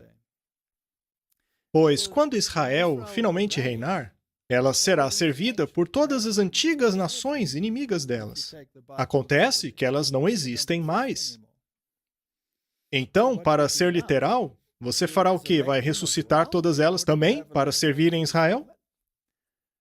O segundo é a crença de que Deus tem um plano duplo para a humanidade. O primeiro se relaciona especificamente à nação de Israel, e a outra especificamente à igreja cristã. Acontece que um grupo acredita em Cristo e o outro não acredita. Há também a crença de que a igreja não é Israel espiritual. Quando a Bíblia fala a respeito do povo de Deus ser o Israel de Deus, isso é Israel espiritual, mas eles não aceitam isso. Aceitam somente o literal, não o espiritual. Eles creem que Deus arrebatará secretamente a sua igreja desta terra antes que Deus possa continuar o seu plano original de estabelecer o reino judaico. Parece que Deus falhou. Não. Ele teve que adiar o plano e precisou pôr algo no lugar enquanto isso. E, finalmente, a crença em um futuro reino de Cristo na Terra que durará 1000 anos, antes que o novo céu e a nova terra sejam estabelecidos. Portanto, eles precisam reconstruir o templo para que alguém venha e governe lá dentro por 7 anos. E por 3 anos e meio, ele irá oprimir o povo de Deus. É isso que eles creem. Bem, se eles conseguiram colocar lá uma nação inteira, eles também poderiam construir um novo templo, Com certeza. como uma distração. Vamos ver o que eles conseguem. Neste caso, toda a atenção se volta para Jerusalém e não mais para Roma. Exatamente. Tudo isso está sendo feito para tirar a etiqueta de anticristo do papado. E além disso, o inimigo está ali. Em termos das muitas nações na região que não são da fé judaica e nem da fé cristã. A atenção deles não é direcionada a Roma, mas a essa outra entidade. É uma maneira muito inteligente de manter metade da humanidade de um lado e a outra metade na ilusão de que o Papa não é o anticristo. O dispensacionalismo insiste que as promessas terrenas que foram feitas a Abraão foram feitas exclusivamente para ele e sua semente física. A Escritura, no entanto, diz o contrário. Em Romanos 2, versos 28 e 29, diz que quem é judeu só de aparência não é judeu. Isso derruba a teologia deles. Romanos 9, 6 diz que nem todos os que são de Israel. Isso também nega a teologia. Gálatas 3:29 diz que aqueles que são de Cristo são a semente de Abraão. Isso faz da igreja cristã Israel espiritual. Exatamente. Gálatas 3:14 diz que as bênçãos de Abraão virão aos gentios em Cristo Jesus, ou seja, Israel espiritual. E Gálatas 3:28 diz que vocês todos são um em Cristo Jesus. Não há dispensação. A salvação é a mesma desde o início. Deus não muda. Nada mudou. Ele conclui, então, que a nova aliança não se refere à nação física de Israel, mas refere-se a toda a família de Deus, o verdadeiro Israel da fé. Isto sim é bíblico. É assim que a Bíblia ensina. Vamos revisar mais uma vez o Concílio de Trento. Ele estabeleceu que a doutrina da Igreja Católica Romana é infalível, não pode ser alterada. Mas será que o Segundo Concílio do Vaticano teria alterado a posição católica estabelecida no Concílio de Trento? A resposta é não. Nós provaremos isso em um outro episódio. Nada foi alterado. Houve apenas uma aparente mudança. Muito inteligente. Muito espertos. Que nem nós Eles já fizeram vimos isso a história toda? há milênios. Eles não são burros. Não são estúpidos, eles sabem trabalhar direitinho. Vamos analisar o remanescente de Israel. Após a nação ter rejeitado o Messias, os judeus ainda poderiam ser salvos como indivíduos. Apesar de que, dali para frente, o agente apontado pelo céu para abençoar e evangelizar o planeta seria a igreja cristã. Foi o que Paulo anunciou, assim como Pedro. Os versos estão aí. Segundo os apóstolos, a igreja cristã se originou e, portanto, continua como o remanescente de Israel. Até mesmo o livro de Apocalipse ainda fala sobre os judeus. Sim. Lá não fala de cristãos. Este título só surgiu em Antioquia. Quando o Apocalipse fala a respeito daqueles que dizem serem judeus, mas que na verdade não são, está falando disso. Significa o povo de Deus. Está se referindo aos cristãos. Romanos 11, verso 1 a 5 diz: Digo, pois, porventura rejeitou Deus o seu povo? De modo nenhum, porque também eu sou israelita, da descendência de Abraão, da tribo de Benjamim. Deus não rejeitou o seu povo que antes conheceu. Ou não sabeis o que a Escritura diz de Elias? Como fala Deus contra Israel, dizendo: Senhor, mataram os teus profetas e derrubaram os teus altares, e só eu fiquei, e buscam a minha alma. Mas que lhe diz a resposta divina? Reservei para mim 7.000 homens que não dobraram os joelhos a Baal. Assim, pois, também agora, neste tempo, ficou um remanescente, segundo a eleição da graça. Claro como o sol. Correto? Uma continuação. Portanto, os judeus que aceitaram Jesus Cristo, qualquer judeu que aceitar Jesus Cristo como seu Salvador, de todos os períodos da história até o final do tempo da graça, são parte do Israel de Deus, se tratando de judeus literais ou não. Mas afinal, quem era o remanescente? Originalmente consistia dos judeus crentes, ou seja, os primeiros cristãos. Jesus, o Messias, não era judeu, ele é judeu.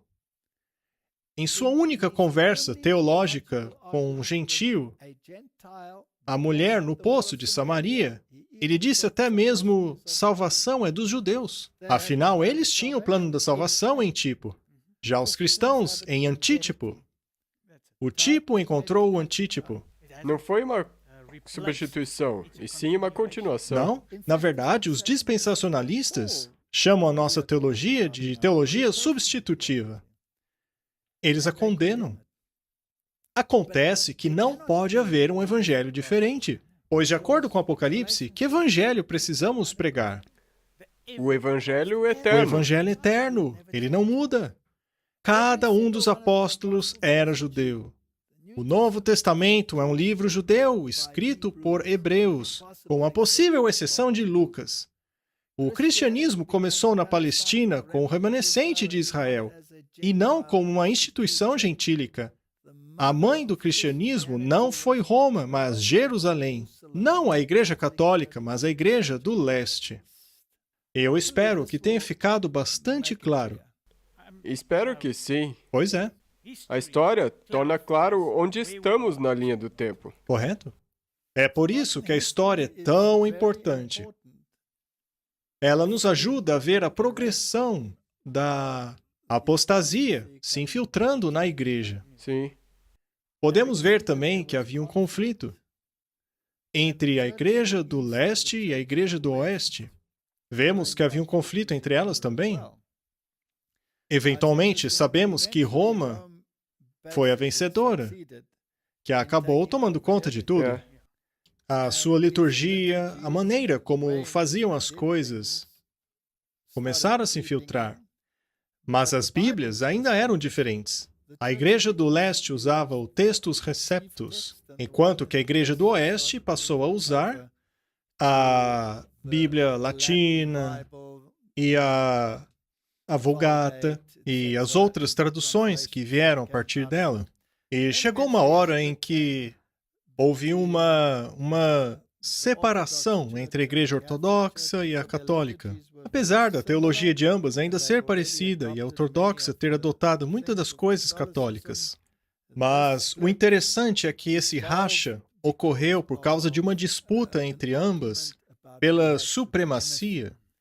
Se o líder era o bispo de Roma ou o bispo de Constantinopla. E então se separaram. E muitas de suas diferenças não foram resolvidas até hoje. Hoje em dia estão querendo pôr um fim a este racha. E eu acho que vale a pena dar uma estudada nessa questão antes de concluirmos. É interessante sabermos os pormenores desta questão também. Muito bem. Unidade entre a Igreja Católica do Oeste e a Ortodoxa do Leste. No recente passado, esta concepção, mencionada pelo presidente francês de Gaulle, que defendia que a verdadeira Europa ia do Calais até a região de Ural, também era adotada pelo Papa João Paulo II. A joia do projeto internacional do Papa é uma visão utópica de uma Europa unificada e recristianizada, que ia desde o Atlântico até as montanhas Urais, na qual, é claro, o Papa reinaria supremo. Correto. A primeira fase seria o fim das divisões entre a Europa Oriental da Ocidental. A fase 2 seria a reconciliação entre as igrejas católicas e ortodoxas do leste soviético. Pois, oficialmente, o leste estava debaixo do bispo de Constantinopla, que hoje é Istambul, que eventualmente mudou-se para a Igreja Ortodoxa Grega, que era onde esse poder residia, mas eventualmente, quando aconteceram certas discussões, surgiram até os patriarcas russos. Eles têm um entendimento um pouquinho diferente, mas eles meio que concordam em relação aos esforços atuais. E essa unidade já tem sido organizada na esfera política. E também foi resolvida na esfera religiosa, só que atrás das cortinas. Porém, leva um certo tempo até que seja filtrado por todo o sistema. Vejamos o que diz essa notícia. Papa Francisco diz ao líder ortodoxo: "Eu estou confiante que atingiremos a unidade completa." Eles estão trabalhando nisso. A todo vapor. O Papa Francisco disse ao patriarca ecumênico de Constantinopla nesta segunda que ele está confiante que os católicos e os cristãos ortodoxos atingirão comunhão total. Graças a Deus, as relações entre a Igreja Católica e os patriarcas ecumênicos cresceu muito no último século, e nós continuaremos a lutar pelo nosso objetivo de restaurar completamente a nossa comunhão, expressada através da participação na mesmo altar da Eucaristia, e escreveu ele. Eles estão sempre trazendo à tona este sacrifício que faz deles sacerdotes. O Papa envia uma mensagem a cada ano, em 30 de novembro, ao patriarca ecumênico, que é considerado o sucessor de Santo André, o apóstolo, o primeiro entre os iguais da Igreja Ortodoxa do Leste. O cardeal Kurt Koch, presidente do Conselho Pontífice para a Promoção da Unidade Cristã, liderou a delegação. Após a liturgia divina, Koch leu a mensagem do Papa e presenteou o patriarca ecumênico com uma cópia assinada. Existe essa tentativa de unificação. Isto aqui aconteceu poucos meses depois, Martin. Um cardeal do Vaticano apoia uma data comum da Páscoa entre católicos e ortodoxos, o que nos leva de volta à história. De novo, porque muitas pessoas não vão entender, então por isso que temos que trazer um pouco de luz a eles. Somente para nos alinhar à história. Portanto, esta Páscoa, que era um festival anual, tornou-se um festival semanal. Foi assim que o domingo infiltrou-se na igreja. Porém, a Igreja do Leste celebrava Páscoa em uma outra data. Portanto, para que haja unidade total, tudo deve passar pelo crivo daquele que muda os tempos, Exatamente. que é o bispo de Roma. Correto. É fascinante que estejam trabalhando para uma data comum das Páscoas. O representante do Patriarcado de Constantinopla para o Conselho Mundial das Igrejas disse que uma data comum para as Páscoas poderia ser assinalada como um encorajamento para o movimento ecumênico. Essa história está levando quase 2.000 anos. Não é incrível? Sim. Está tudo movendo para um ponto. O bispo ortodoxo Job Getcha sugeriu que o ano de 2025, ano em que será o aniversário de 1.700 anos do primeiro Conselho Ecumênico de Nicéia, poderia ser uma boa data para introduzir esta reforma no calendário. É incrível como esta data vive aparecendo, pois é o ano em que Alice Bailey disse que a externalização da hierarquia ocorreria, ou seja, o ano em que os demônios se manifestarão. Interessante que eles, de novo, procurando mudar o calendário. Isso! É ele que muda os tempos e a lei. Sim.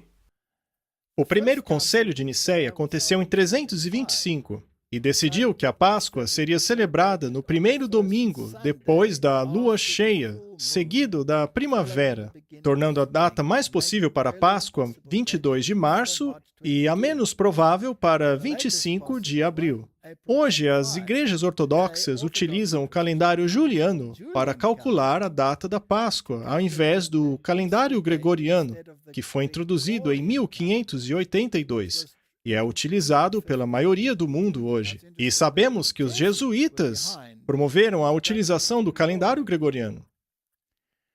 Uma vez que o ano no calendário juliano é um pouco mais longo, ele está atualmente 13 dias atrás do calendário gregoriano. E antes que nós recebamos outra pergunta sobre isso, nada desse calendário juliano ou gregoriano mudou o ciclo da semana. Então, o sabá ainda é no sábado. Exatamente. Era o 7º dia da semana. Isso. Não tomemos o Ele calendário. alterou o número dos dias, mas não alterou o ciclo semanal. Agora, vamos analisar uma afirmação muito interessante, apenas para acrescentar um pouco mais de informação. Ao irmos para a Wikipedia, encontraremos o termo quartodecimanismo. Essa definição é encontrada em várias fontes diferentes, mas é apenas para mostrar aos nossos inscritos que podemos usar qualquer fonte aberta, que até mesmo esse tipo de fonte contém as informações a respeito do que falamos. Correto. E vocês vão ver o quão importante isso é. Temos um termo estranho aqui, quartodecimanismo. Mas o que seria isso? A controvérsia do quarto décimo surgiu porque os cristãos das igrejas de Jerusalém e da Ásia Menor observavam a Páscoa no 14º dia do primeiro mês, o mês de Nissan. Nissan é o primeiro mês do calendário judaico. Começa na primavera. Não importando o dia da semana em que ocorria, pois ele era determinado pelo ciclo lunar. Sim. Portanto, ele estava vinculado ao mês. Não tem nada a ver com o ciclo da semana. Tem a ver Nada com a ver o com a mês. semana. É.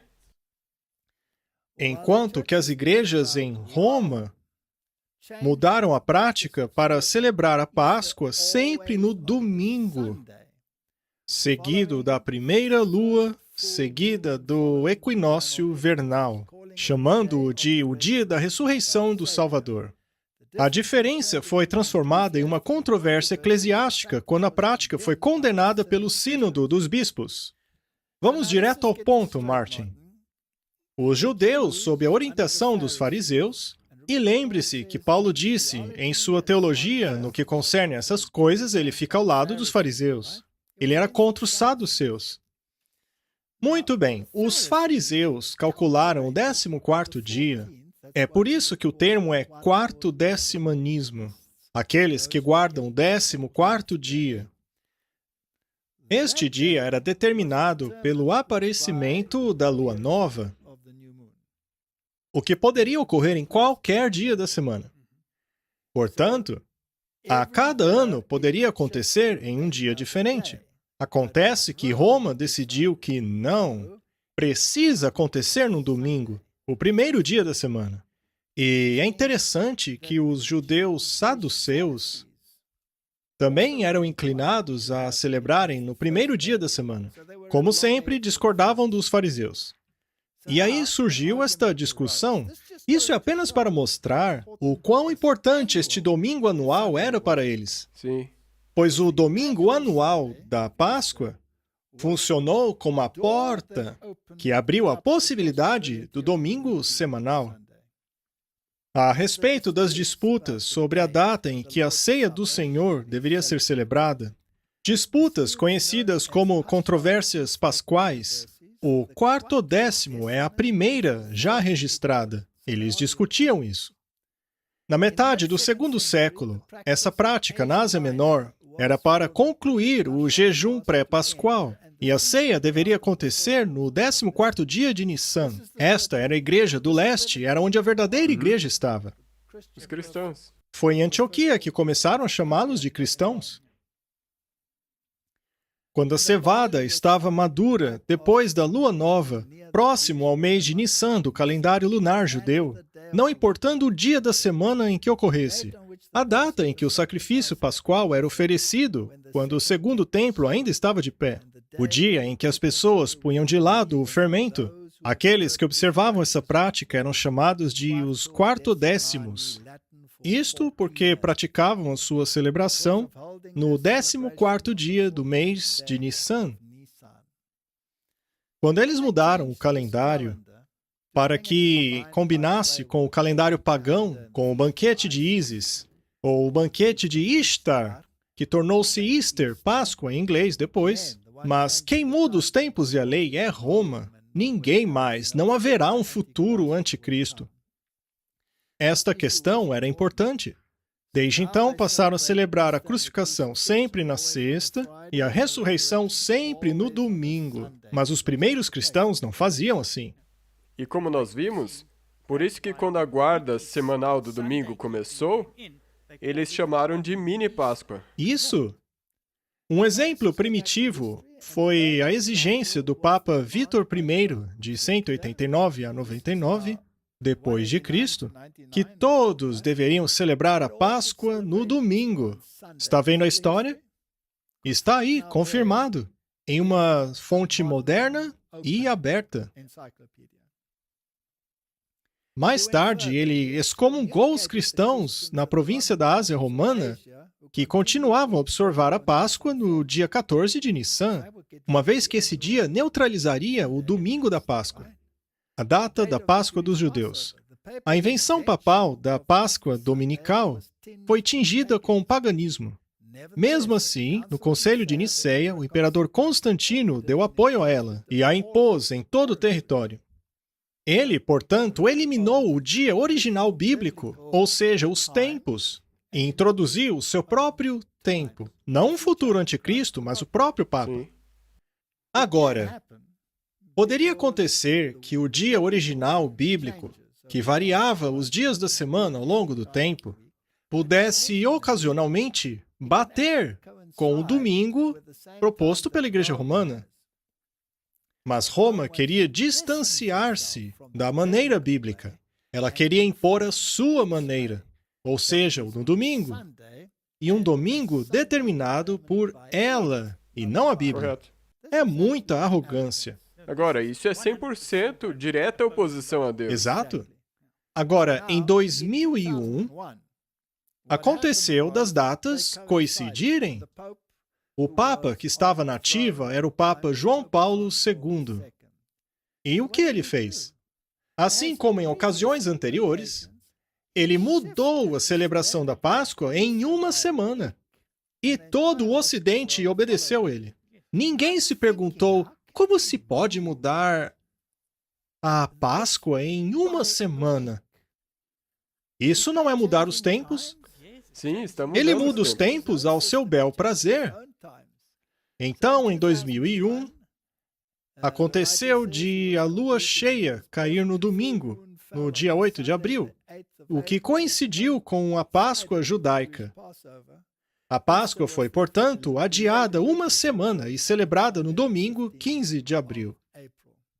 Portanto, o catolicismo e sua teologia desdenhou a oliveira de Israel. Roma se separou dela de propósito, e Deus acatou a sua decisão. Faça o que quiser. Eu darei permissão a vocês para mudarem o tempo. As pessoas, no entanto, precisarão escolher. Você sabe quanto sangue escorreu por causa deste assunto? Voltemos à Wikipedia. A prática do 14º dia era seguida por Policarpo, que foi discípulo do apóstolo João. Policarpo foi instruído diretamente pelo apóstolo João, e ele celebrava no 14º dia. Ele era bispo de Esmirna, uma das 7 igrejas da Ásia. Melito de Sardes também observava o 14º dia. Irineu, sobre quem já falamos aqui, disse que Policarpo visitou Roma quando Anicetus era bispo. E entre os tópicos de discussão estava a divergência sobre este assunto, uma vez que Roma sempre celebrava Páscoa em um domingo. A história está nos levando direto para a fonte. Havia uma discussão. Um grupo seguia a recomendação bíblica, e o outro grupo da maneira romana. E de acordo com Eusébio, bem, sabemos que Eusébio era um gnóstico, seguidor de Orígenes, contemporâneo de Constantino. E foi provavelmente ele quem escreveu grande parte daquela versão da Bíblia que se encaixava com os valores ecumênicos, que unia os pagãos aos cristãos. Talvez um daqueles manuscritos que foram encontrados, os manuscritos sinóticos, tenham sido versões modificadas por esse sujeito, Eusébio. Na última década do 2º século, alguns sínodos foram realizados para se dar um fim a essa controvérsia. Estes sínodos concluíram que a Páscoa deveria ser celebrada somente no domingo, ou seja, Roma decidiu. Sínodos e conferências de bispos foram realizadas, e elaborou-se um decreto de Roma na forma de cartas endereçadas aos cristãos de toda parte, ordenando que em nenhum outro dia, além do dia do Senhor, o mistério da ressurreição do Senhor deveria ser celebrado, e somente naquele dia deveria-se observar o fim do jejum pascual. Este debate é muito antigo. Somente agora eles irão encerrá-lo. Os sínodos ocorreram em vários lugares. O conselho em Roma, presidido pelo bispo Victor, aconteceu em 193 d.C. e enviou uma carta sobre o assunto a Polícrates de Éfeso e às igrejas da província romana na Ásia.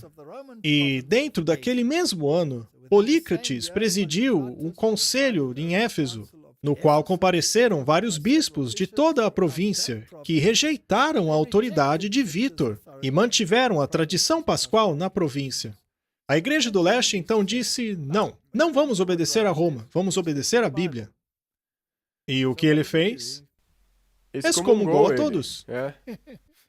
Parece que é o melhor caminho, não?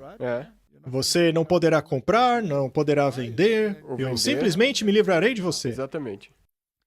Polícrates declarou enfaticamente que estava seguindo a tradição que passaram a ele.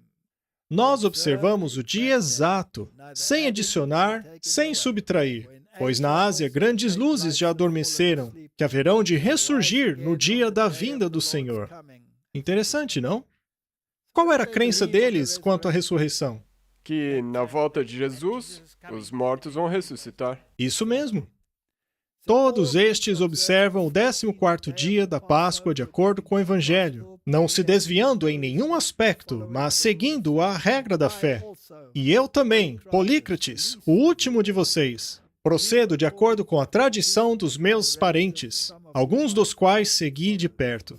7 dos meus parentes foram bispos, e eu sou o 8º. E os meus parentes sempre observaram um dia em que o povo se livrava do fermento. Isto deixa muito claro. Este debate tem ocorrido por 2000 anos. Mas a pergunta de ouro é: será que a história vai se repetir? Vamos prosseguir com a mesma fonte que temos consultado até agora. A não conformidade sempre foi o distintivo da perseguição. Uma vez que os opressores frequentemente pertencem a uma religião ou ideologia apoiada pelo governo. As dificuldades que os cristãos experimentaram normalmente não eram originadas pelo imperador, mas por seus vizinhos que causavam o problema. Eu não resisto parar toda hora para comentar. Será que temos experimentado a mesma coisa hoje? Sim. E onde estará o problema de ser entregue às autoridades? Sim, seus vizinhos o entregarão. Conte-nos sobre essas coisas, dizem eles. Segundo eles, os seguidores de Cristo eram ateus, uma vez que não adoravam os deuses romanos ou veneravam imagens. De acordo com Robin Fox, no seu livro Pagãos e Cristãos, os pagãos acreditavam que isso era muito ruim, uma vez que seus deuses eram extremamente ciumentos de seus direitos. Se qualquer pessoa os desonrasse, eles poderiam ficar irados e punir a toda a comunidade com fome, pragas e seca. Criou-se até mesmo um jargão: não há chuva por causa dos cristãos. Martin, será que a culpa pelas catástrofes da mudança climática poderiam cair sobre aqueles que se recusam a conformar-se com o sistema? Em 161, Marco Aurélio assumiu. As visões de vida deste imperador foram singularmente iluminadas. Por exemplo, ele era adepto da ideia de que a lei deveria ser a mesma para todos. Uma política que garantia os direitos de expressão e de liberdade, e também a ideia de um governo que respeitasse, acima de tudo, a liberdade para os governados. É interessante, Martin, que hoje eles dizem a mesma coisa, contanto que seja de acordo com o bem comum. Parece que aqui foram antecipados alguns dos princípios que, 1.600 anos mais tarde, se tornariam o adorno da Constituição americana, tão admirada por todo o mundo.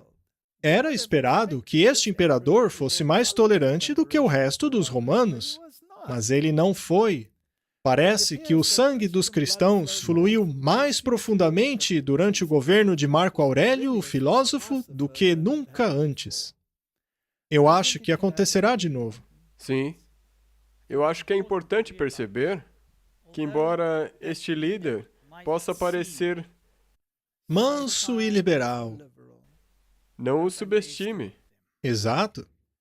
O fato de que ele, mais do que os antigos romanos, tenha sido um perseguidor ainda mais implacável, causou perplexidade em seus admiradores. Devemos simplesmente aceitar que, apesar de muitas das ideias, até mesmo a vida de Marco Aurélio lembrou aquelas dos cristãos, ele os considerou inimigos ameaçadores da estabilidade de Roma. Podemos apenas ponderar no fato trágico de que os perseguidores, que estão fadados à perdição, são frequentemente respeitados e aparentemente pessoas virtuosas.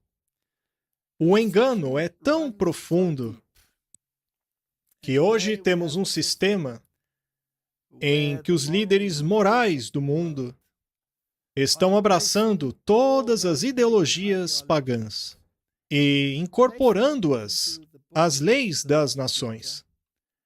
Estão dizendo ao mundo para se adequarem para o bem do bem comum. Que Deus possa nos dar sabedoria, pois se compreendermos isso daí, esta questão, nós, assim como os primeiros cristãos, diremos: assim diz o Senhor. E a questão será o sábado semanal. Eles deram jeito nas outras questões, mas o ciclo semanal não mudou. Portanto, o sábado semanal será o ponto de divergência. Que Deus nos ajude. Querido Pai, acabamos de percorrer os corredores da história. Este é um assunto muito, muito antigo. O poder do anticristo, que tenta mudar os tempos e a lei, e está agora mesmo reunindo pessoas de todo o planeta. Que possa haver, Senhor, um povo nesta terra que se oponha a Ele. Um povo que diga, assim diz o Senhor. Em nome de Jesus, amém. Amém.